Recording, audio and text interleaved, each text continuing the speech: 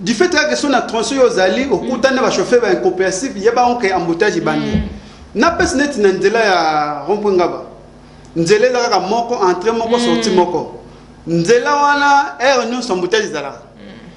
Aux à la ton, aux à la pourquoi même 21 embouteillage. Pas le bimi tout que comme il est belé. Mais maman, ma place va toi c'est moyen de transport. Il faut me trouver ça.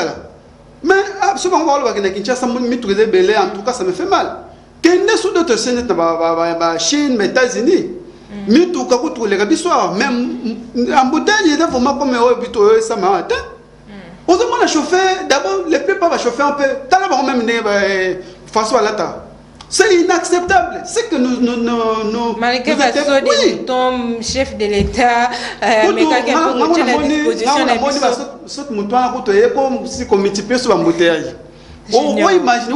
on peut imaginer madame Jovine saute moutoana kende même ba débonner mona embouteillage bandalikolo to eko multiplier na sa embouteillage chauffeur ya ba taxi moto ba pekisa bino komata na baso de moto mais au mona kaka moto ye wana likolo kuna oke ko sala nini ba pekisa bino yango en tout cas yo pe moto mataka moto o matina moto moni chauffeur alingi alinga matana so de moto en tout cas pekisa ye Mouta doit respecter le code de la route. C'est pour ça même la service habilité fait de la ONA. Mouta tout le monde a sous de dossier au dérouté, Mouta l'agneau au foot écoute n'a pas quoi l'état. Oui, pour servir on est tiré à triomphal Loana. Tout justement na Pongabi. Oui. On se montre que non roulage à Télémi tout cas. Bah dérouté même collé quand même respecter même roulage ok même nana pain victoire ya même au somme la pain victoire na Willery. En tout cas je remercie la dame là à la roulage.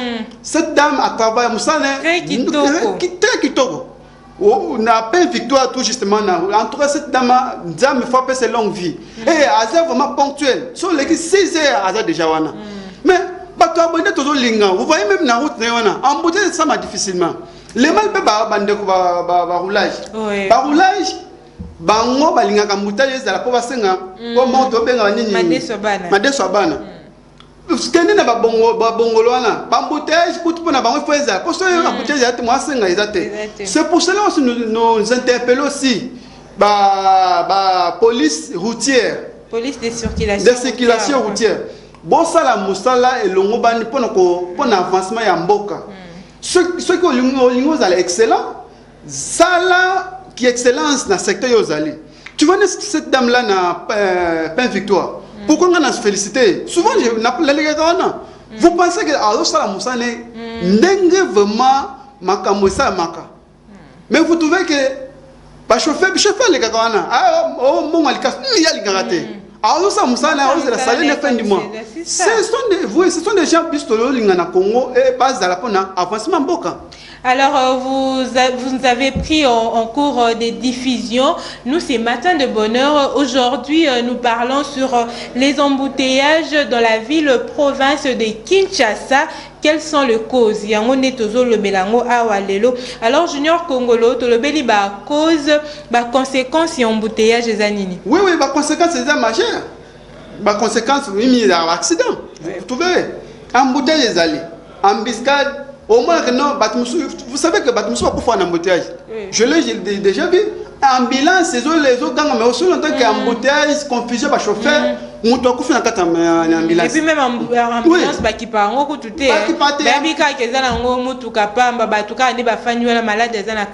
en plus, conséquence embouteillage, ils ont permettre de miyi, puis bazoyi, bah ouais, puis ceux qui connaissent même la victoire. Soit embouteillage, au moins ba mi bien ba tra ba vite tout ce que moins derrière ba conséquences des majeures ce que nous demandons au ministre de tutelle aux Jolanda Bisso ba mi président professionnel à ce qu'on c'est de sensibiliser ba tout nous sur secteur na yo pas se conformer conformément il y a loi de la République pour l'avancement de notre pays pourquoi peut-être parole madame je viens que non ndeko peut-être à se mettre à plateau parce que à vivre bien à la mutuka oui n'a mutuka mais n'a se conformer ndenge loi de la République oui que chauffeur na biso ba respecter la distance te pas parce que somo na suka kuma respecter votre distance bango ko distance ezala te azo coller beaucoup de bango o ka même recevoir coller à côté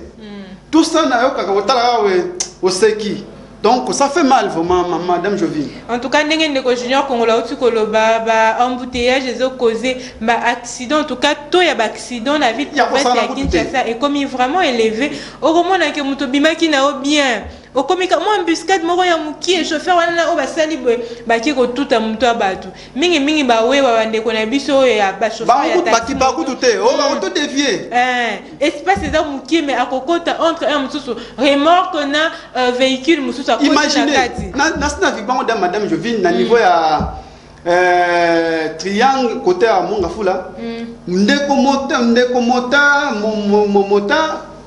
azo nini, comment dirais-je, train conteneur, outil likolo zo kita, musudo ezo mata, yé a dévié na katikati, fin de fin, a raté fin. Donc, conteneur est fini.